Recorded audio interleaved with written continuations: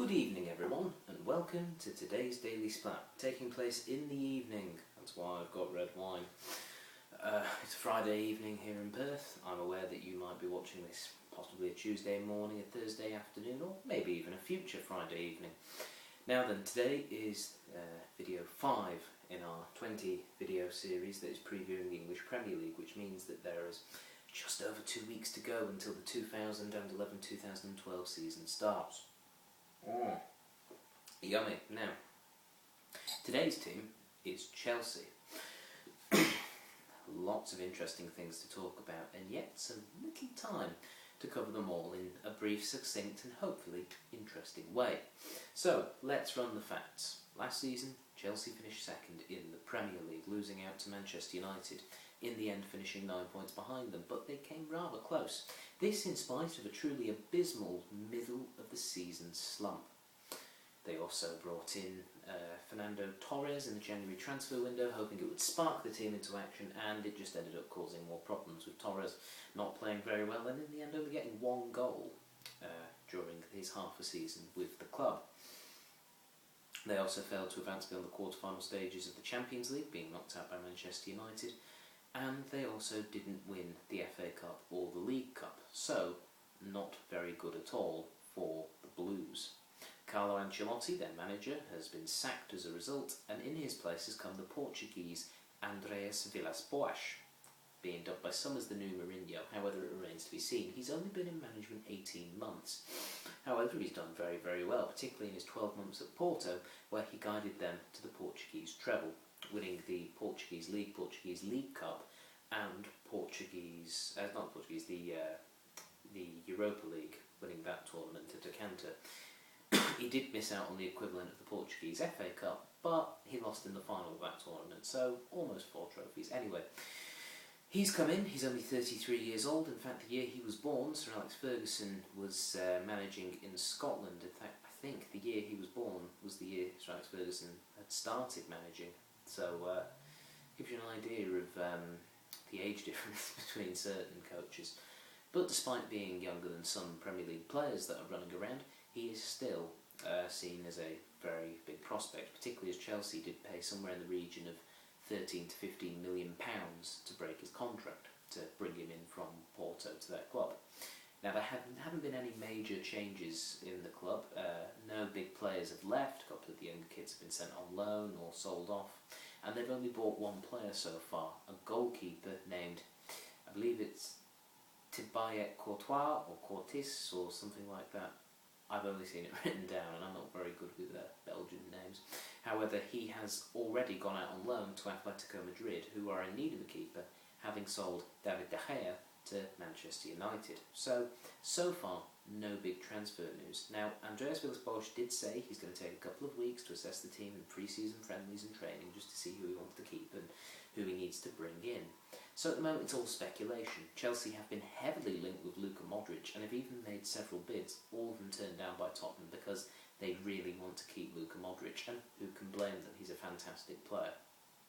If Chelsea aren't willing to stump up the rumoured 40 to 50 million pounds they'd need to prize Luka Modric from their London rivals, it will be interesting to see who they pick, particularly with Michael Essien out for 6 months at the moment because of a knee injury that he picked up in pre-season training. There's also all consternation about what's going on up front. Will they be able to play Drogba and Torres together? A one-man striking system with Torres leading the way and Drogba coming off the bench, or Drogba being played wide, or Torres being played wide, or one of them being unhappy because they're always on the bench, or switching it round, or what do they do, and what happens to Nicholas Anelka and Daniel Sturridge? Would they try and move on to new pastures if they don't get game time by January? However, there are very good things about being Chelsea. I'm sure most Premier League clubs would not be envious of being in Chelsea's position of having a billionaire owner, knowing that they're going to be playing European football, knowing they're probably going to qualify for European football, and certainly not in danger of being relegated. And of course they do play some entertaining football sometimes. It's going to be interesting. I think Chelsea genuinely are going to be one of the teams to watch, just because it could either all go brilliantly right or horrendously wrong.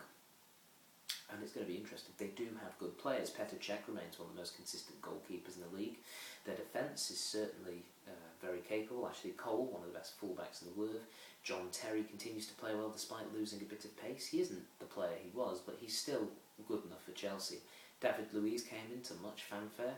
However, I'm not sure his defensive qualities are brilliant. I think the other reason he's popular is because he's a defender who bombs forward, gets a couple of goals, and looks a bit like Sideshow Bob from The Simpsons. However, he's had 6 months to bed in. This whole season will still be a bedding in process, and he may well prove to form an effective partnership with Mr. John Terry.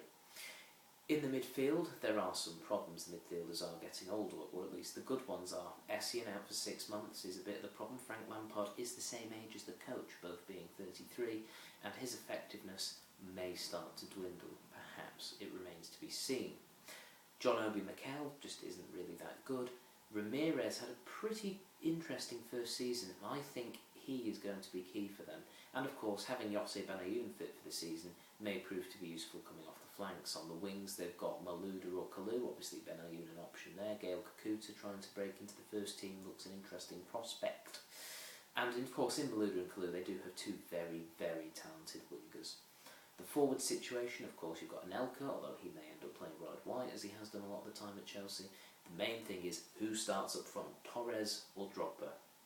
The fact of the matter is, if they're thinking about building a squad that's going to compete for the next 5 years, it's got to be Torres. Drogba is 33, and you can't just... To be honest, he can't keep that up until he's 38 or 39. In fact, he probably can't keep it up until he's older than 35, you'd have to say.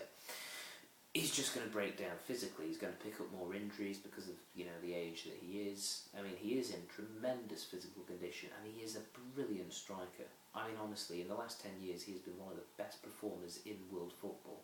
There's no doubting the Ivorian's talent. However, he's not going to play all the games. Torres has to be the one that they play. Do they play it in a 4-4-2? Possibly, but probably not. One, Chelsea have played 4-3-3 pretty much all the time since Mourinho has been at the club. And secondly, Andreas Villas-Boas favoured the 4-3-3. It gives you more option in midfield and sends gives the wide men a bigger role in the team, gives your fullbacks a better role to bomb forward. You're less likely to get caught out on the counter-attack. And if you've got a good enough striker, like Drogba has been, or like they're hoping Torres will be, you only need one of them. You can get support from the other winger who isn't having the ball crossed into him, or an on-rushing midfielder, say Frank Lampard, for example, or I suppose Ramirez. Point is, Chelsea have got some very interesting options, but how will they go? Will Villas-Boas be focusing on trying to win the Premier League back, or will they be focusing on the Champions League, because that is what Abramovich so dearly wants for them? It remains to be seen. I don't believe they will win the Champions League at the moment, although, a good cup run, it's hard to predict. Just look at Stoke City. So, I would have to say that I don't think they'll win that. They're a good chance of possibly winning one of the cups, a bit like Arsenal, but it's the league that obviously we're focusing on here, the Premier League preview, and I reckon they're going to finish in the top 4 by finishing 4th. Now, admittedly, in this tally, the top 4 sides, the winners of the league down to 4th position, were separated by 6 points, and a lot of the matches against each other are put down as a draw, or the home side winning, that sort of thing. So obviously it could all change if, say, for example, Chelsea won, or trips to the Emirates and to Old Trafford and to the Etihad Stadium. If they managed all that, then obviously there's a chance they could finish a few places higher. Certainly capable of winning the title, however, I just think that it's going to be hard for them to stabilise. And when you look at the other teams they're competing with, Manchester United are very stable, Manchester City, with the exception of Carlos Tevez' situation, have remained very stable.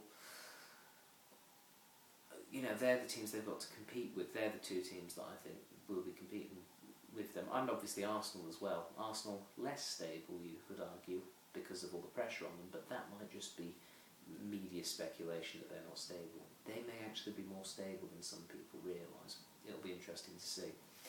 Chelsea, anything could happen with them this season, obviously, except relegation and finishing outside of a European place. Okay, anything can happen between 1st and 5th, and to be honest, 5th I don't think is even realistically an issue for them, because I can't really see Liverpool or Spurs challenging them for a top 4 position, and even if they are, maybe Chelsea aren't the most likely to drop out, maybe it's Arsenal. Maybe, maybe not. My prediction for the season, based on the table I did though, was that they will finish 4th. Okay, that's 10 minutes, that's normally about as much as I do. However, just a couple of quick notes. Yesterday we did the Bolton video, subsequently Bolton have signed Chris Eagles and Tyrone Mears from Burnley, just a little comment about that. Owen Coyle obviously spent a bit of time in the Championship and of course is a former Burnley manager. Burnley and Bolton have a bit of a rivalry going on, there's a bit of hubbub when they play, but Owen Coyle knows the players. Chris Eagles, former Manchester United academy product, who obviously has proven himself to be effective in the Premier League at a club like Burnley, even though he couldn't keep them up, and may benefit from playing in a better side like Bolton. Tyrone Mears, one of Burnley's better players from their Premier League days, may well be very important in Bolton's fight to do well in this team. And I think he adds a certain quality to the squad, even if it was just coming off the bench.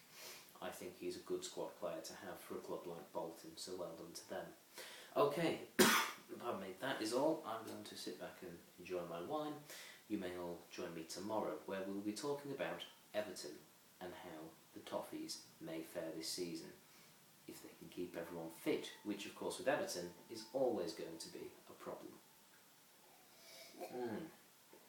That's red wine, very good. Okay, that is all. Speak to you all tomorrow. Until then, cheers!